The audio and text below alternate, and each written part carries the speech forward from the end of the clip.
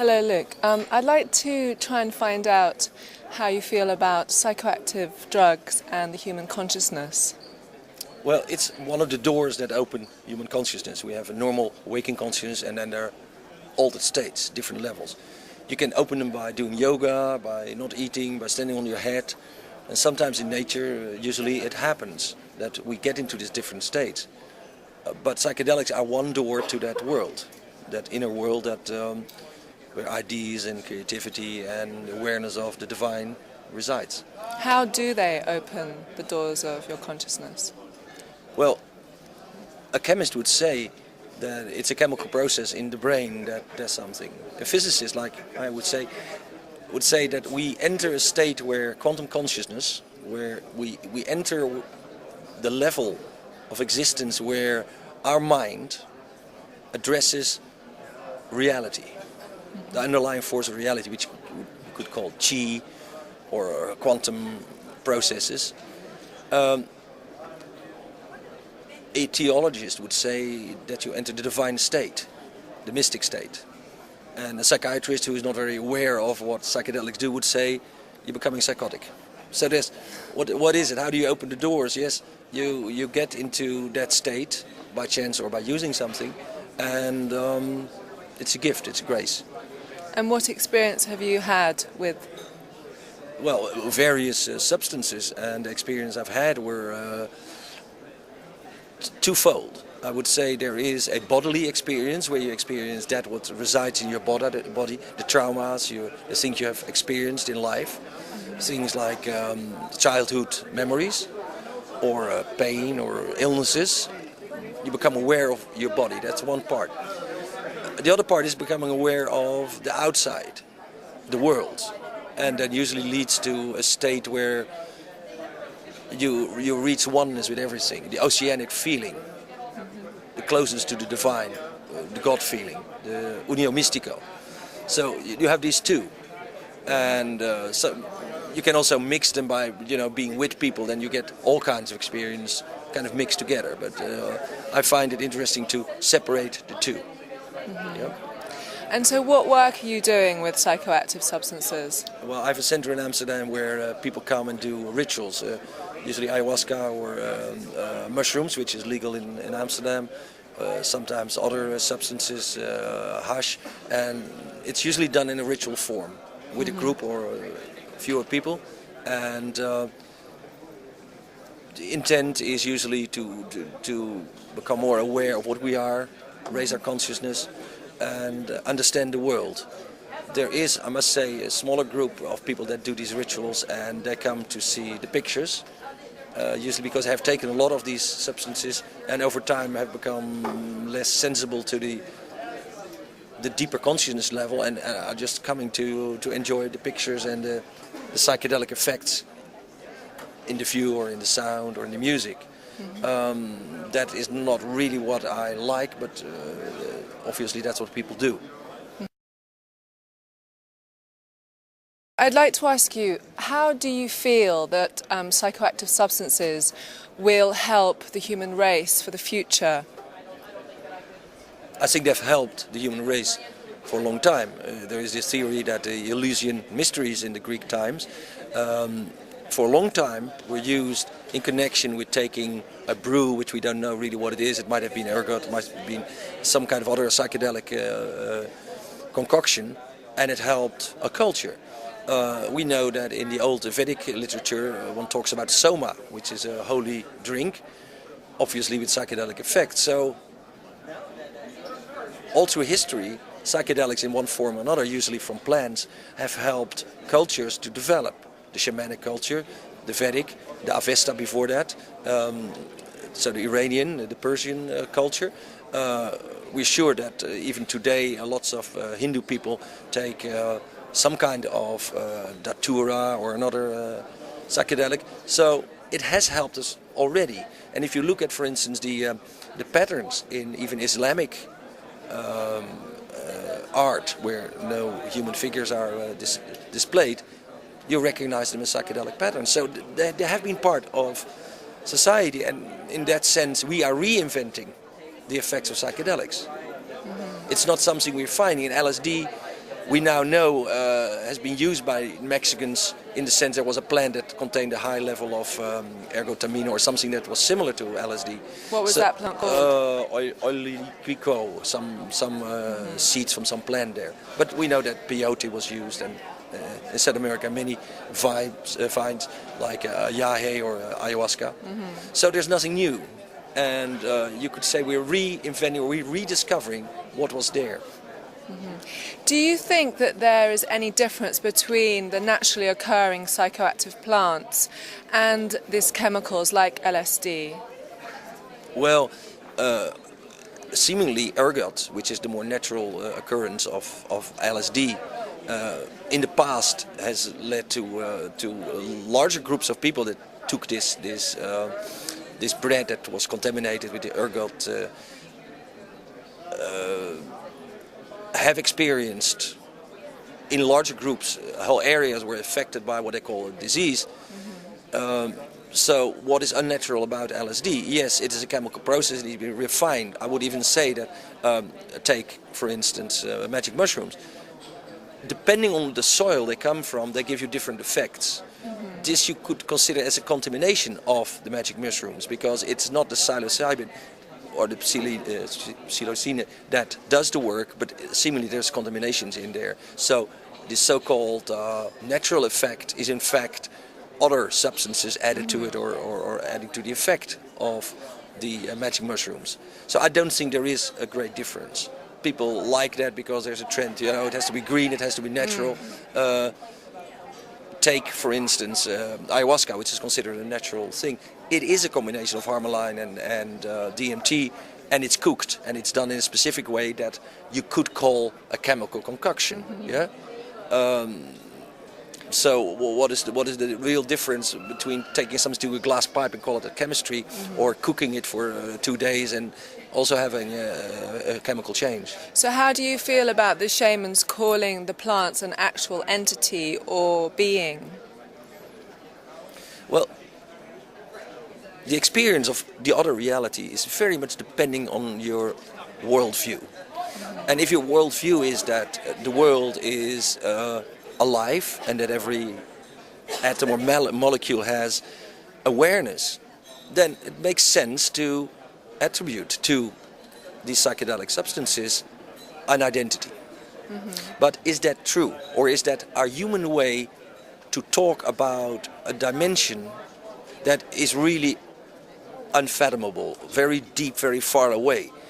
Let me put it in other words. In 200 years ago or 100 years ago, that people who were out there in nature and had a mystical experience would see Maria, because they were brought up in a Catholic environment. They would see saints or Jesus or Maria. These days people see UFOs. The shaman in that would see the spirit of the plant. I think we're actually addressing a dimension that has nothing in common with normal reality, but our mind cannot cope with that. So it projects over the experience some kind of image. And in this case, this is the image of the teacher plants. Now, it's very useful, and in the worldview of the shaman, it's a very workable concept.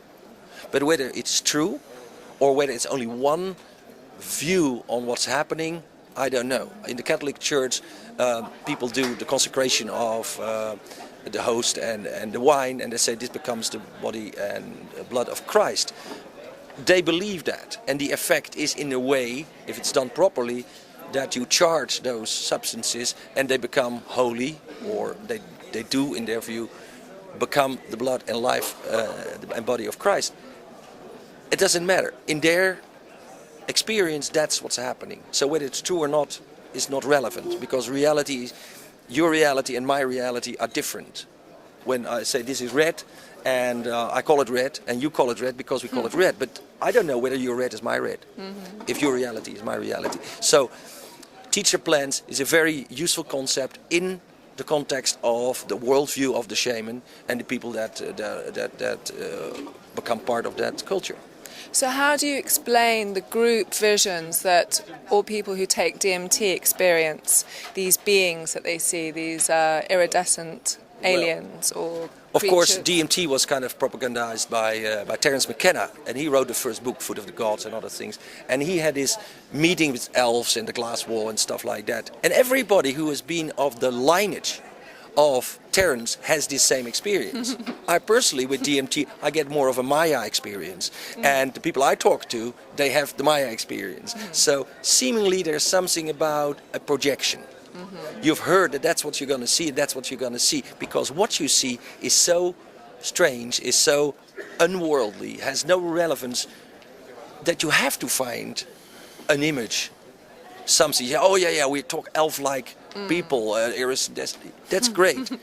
We know, for instance, that of course that most people that see LSD and they make paintings of it, you see something that comes from your eyes, these patterns, which are probably in the eye itself, are part of the mechanical system. So we all see these multiplication and this radiation. But if that's real or not, as I said before, that's not really important. So do you feel that when people are on psychoactive drugs, they create their own visions, their own elevations of consciousness? They are in contact with another reality, another dimension. But in order to understand it and to make it manageable, chewable, digestible, they superimpose their projections. And as I say, in the old days they would say we've met Maria, or we got a message from Jesus. Now they say UFOs, or they met the teacher plant. And that's all fine, because that is the way the message has been packaged for them, and it's effective.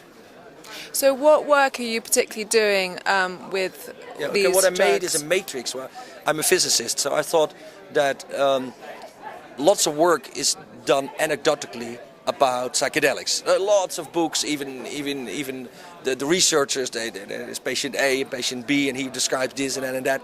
And there is a certain similarity that most LSD will give you visions and body awareness and union and whatever. But very little has been done in like structuring that. So I made a structure where I said, if I take dimensions like the empathogen or entheogen qualities or the hallucinogen qualities, the visual effects, auditory effects,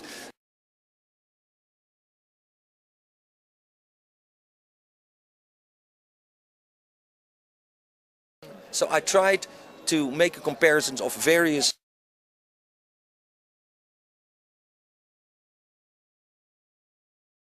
of an empathogen than LSD.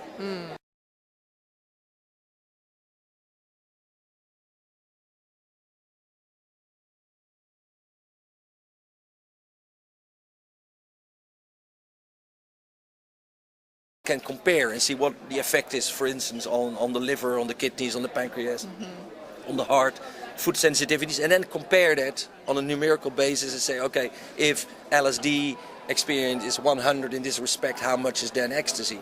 And also like the comparison, if you use ecstasy and LSD, what will happen with respect to those dimensions? So I'm trying to make a framework, a conceptual framework to compare and structure psychedelics. Are you doing this to so that doctors can use them in a safer environment, or to know what's going to happen to the body and yeah, for gauge instance, but for me it was like, I missed this. In all the research, as I say, it's usually anecdotal. People say, oh, I saw this and that, there's beautiful books written, but tell me, was this psychedelic more visual, more auditory? Did you feel your body more? Was it more connecting you to other people than this? So then we can compare. And of course, if people want to use it in a therapeutical session, some people they are just constricted, or they have a control problem in meeting other people, in opening up to other people. Others are having a problem in opening up to their deeper self, the subconscious. So in one case you might say, I want to use LSD, in another case you want to use ecstasy. So people could use it, but for me it was an interest because it wasn't there. So what is the real reason for wanting to find out about psychedelics? I'm a physicist, and as a physicist you want to classify, you want to order, you want to structure. And once you have the structure, you can look at what's missing and maybe find openings. It's like when they started making the periodical system of elements, the periodic table, there were some open places, and they started looking for those elements and they found them. and then they understood how they could make new elements, and they said, oh, we can predict a few electrons, a few neutrons more will lead to this element, notably the transuranium past uranium, and so it helped science, and in the end it gave us in fact it gave us the atom bomb and plutonium and very horrible things, but also nuclear reactors and maybe potentially beneficial things for humankind. And so is there any material or any machinery that can measure consciousness? Is that something that exists? Well, the people that work in quantum physics say that that's where we have to look on the most deep level of where reality happens. There are ways. For instance, we have that in water. You can charge water, which is not really scientifically done by measuring instruments, but you take teams of people, they use a pendulum, and they come up with what they call a Bovis scale. So beyond the visible or measurable or physically measurable qualities of water, there is the Bovis scale. It gives you like the esoteric quality of water. One could, and I have devised a way of by divination, that's how you call it, by quantifying the effects and results of psychedelics. And what have you experienced with this measuring? That, for instance, I can now look at a person and check out what would be an appropriate psychedelic dose and a psychedelic substance for them. Is or a this combination. By divination? Yes, you do it because you become sensitive to it, and it's like a doctor after a while can look at the patient and say, well, I think this guy has a liver problem, or his blood pressure is too high, or whatever. You become aware of that. It is a subconscious knowing. So if you've done enough people and talked with enough people, you develop this, I wouldn't call it a talent, it's a sensitivity. And so is this something that is available to people if they want to come in? In my environment it is, because I'm there, and that's why I put this on the internet, on the website heavenonearth.nu, and you can find it there. It's called the Psi Matrix, PSI matrix, and you can look at the dimension and see if it's appropriate to you and what effects it could have. So, for instance, people who have liver problems should be a little bit more careful with psychedelics, because it's not very good for your liver, especially the so-called natural teacher plants. Oh, really? They're slightly toxic? They're a little bit toxic for the liver, yes. I see. And so I want to know about opening the consciousness, the doors of perception. Once they're opened, do you feel that continual use of psychedelics can open them more, or is it just going down the same road? Oh, that's a whole theoretical model there. Let's talk about the frequency, the spiritual frequency of a person. When you take psychedelics, but also when you do yoga or whatever, it gets higher, obviously, and we can even measure it how high it gets. So the problem is that coming back from that trance, from that trip, you might lose it. And now the whole idea of using psychedelics in the right way is not getting up there, not getting high, but when you come down, to retain that understanding, that knowledge that you found, that understanding of yourself or the world, or the creative impulses.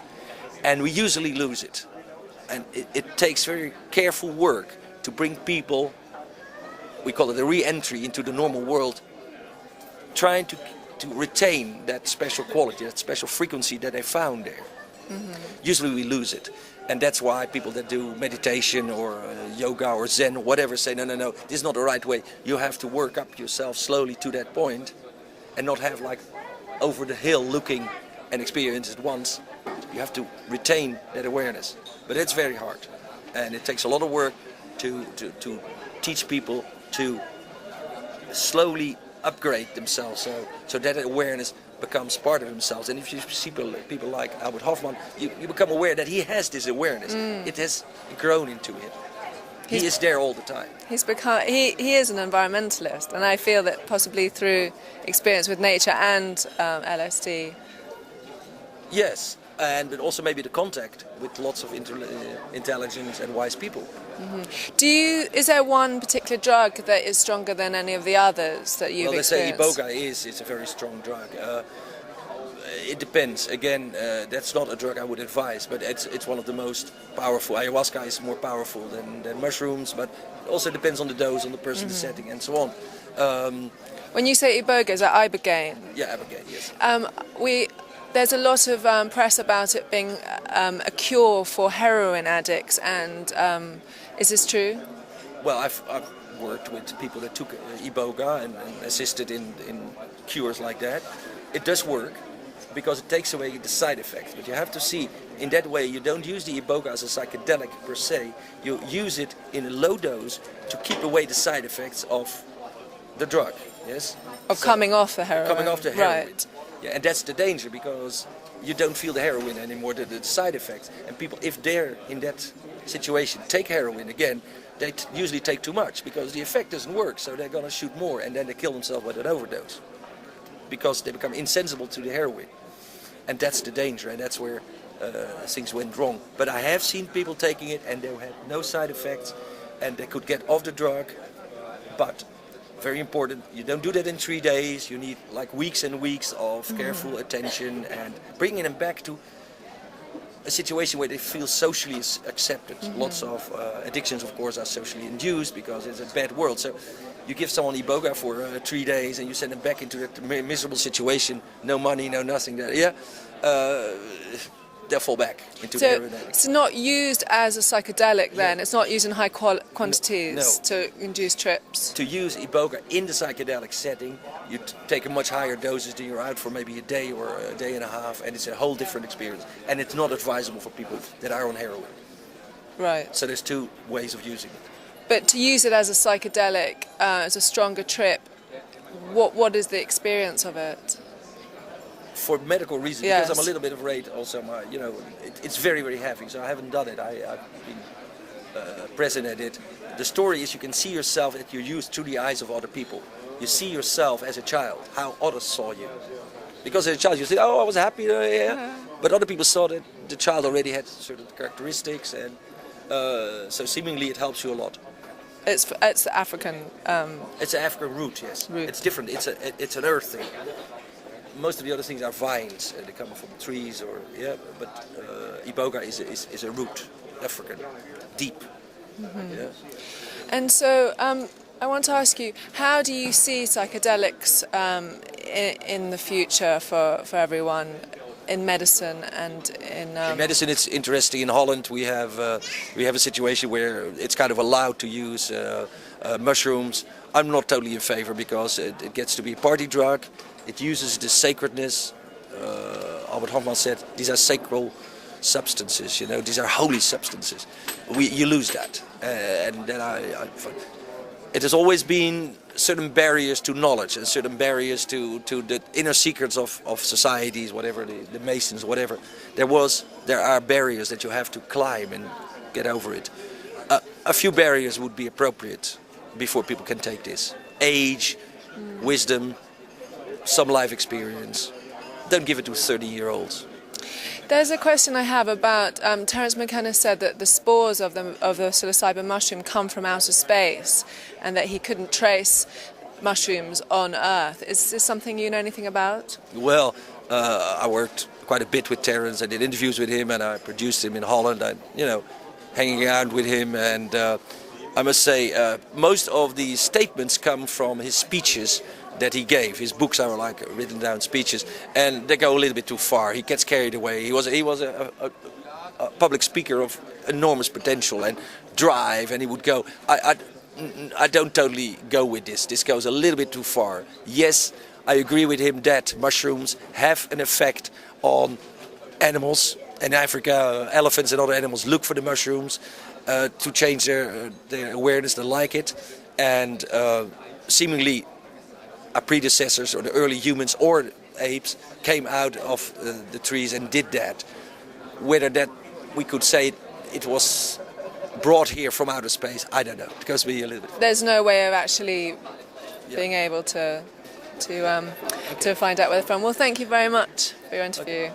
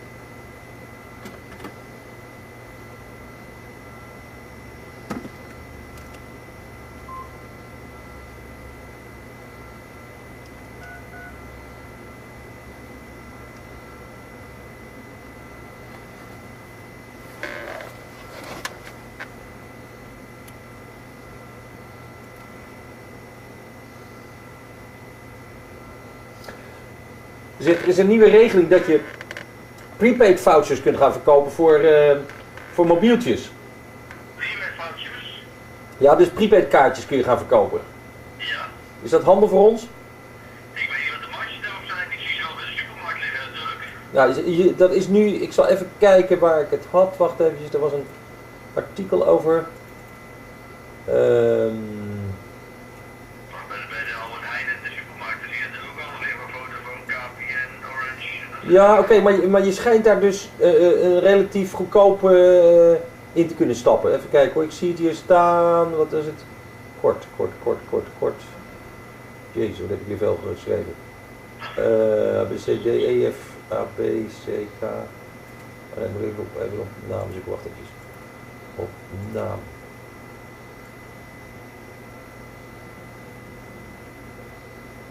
Op duur kort. Dan moet je mee bellen voor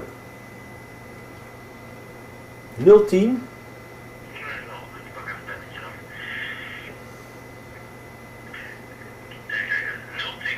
798 9522. En er